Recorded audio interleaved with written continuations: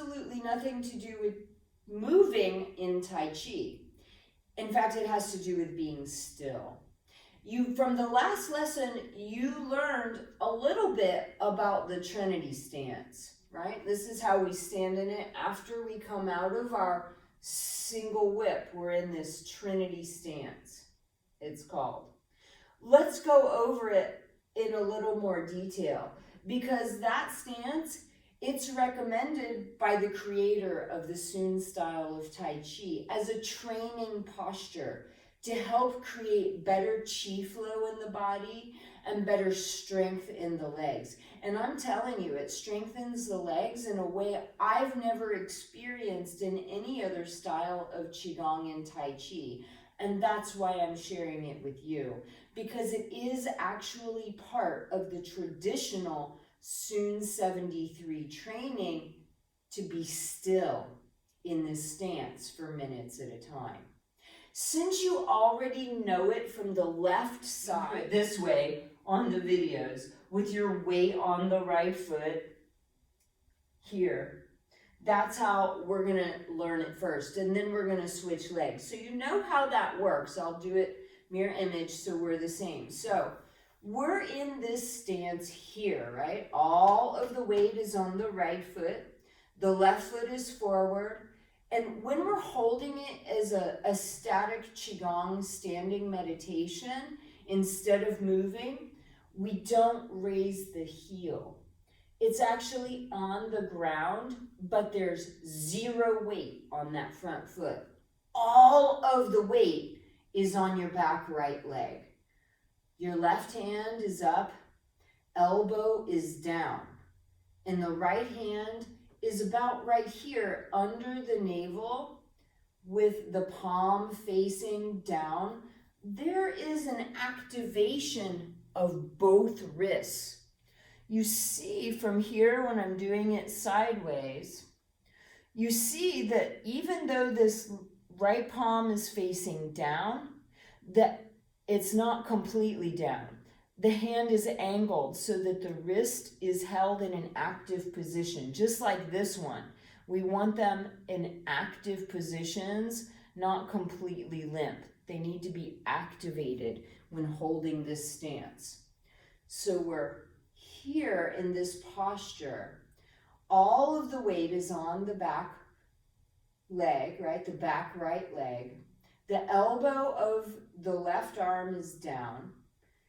And the right armpit is a little bit open. So you don't want it into your body. You want it open. And here we just stand and breathe. And that's it.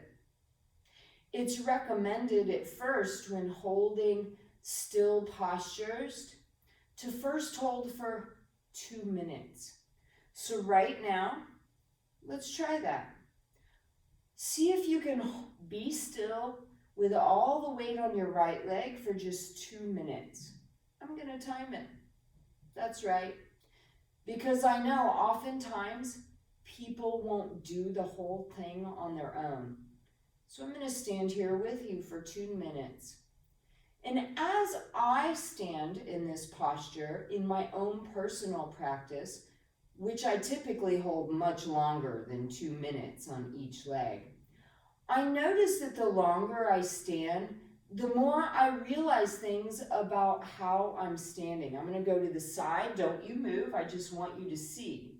Because I'll notice that as I stand here, maybe I'm not really standing up. Did you see that?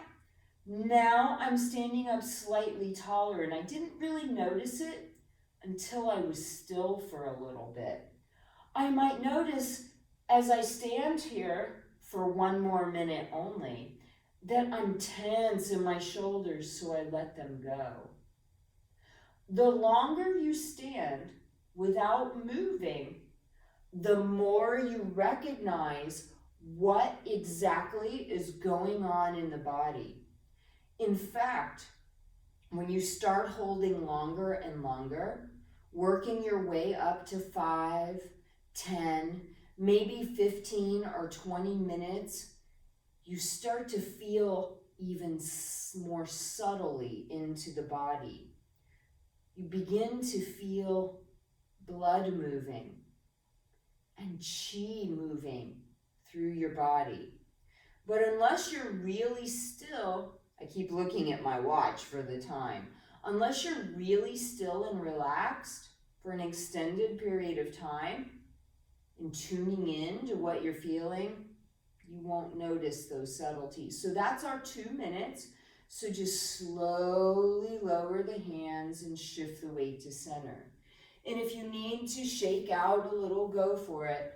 But I'm going to go ahead and practice on the other side with you, because what you do on the right leg, you should also do on the left. So center onto the left foot, bring the right foot a little in front, toe forward. So the back foot, the toe slightly to the corner. So here now, our front foot is our right foot. So our right hand's going to be up with the elbow down, and the left hand is in front of the palm. I'm starting the time now, so it's just 2 minutes. We want to be aware of relaxing the breath,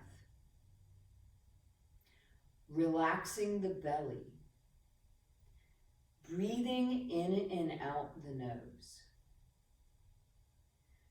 From my own personal practice, I know that it wasn't until I reached 5 minutes of stillness that my breath started to slow down, all on its own. But I didn't get there all at once. So we start with 2 minutes, if you can do 2 minutes. Some people can't do 2 minutes in the beginning, and that's okay. Start where you're at. So we'll start with 2 minutes of stillness. And then with each practice, we add 30 more seconds.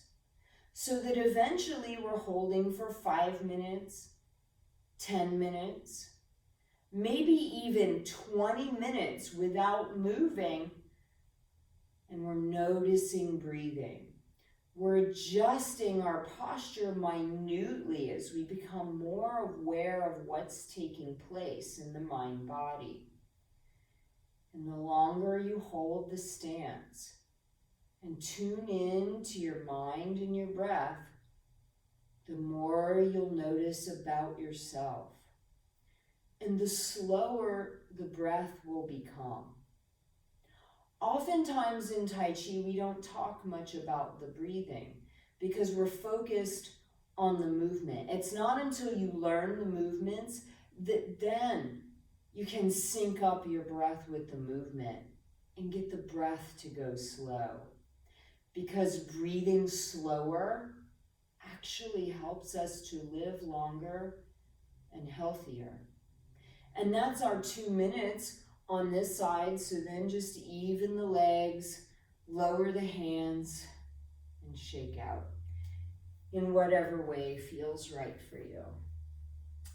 There you have it, the Trinity stance. It's called in Mandarin Sun Ti, the Sun Ti practice, to stand in Sun Ti. In fact, there's a story from Lu Tang, the creator of the Sun Style of Tai Chi, about that posture. I'll share it with you real quickly.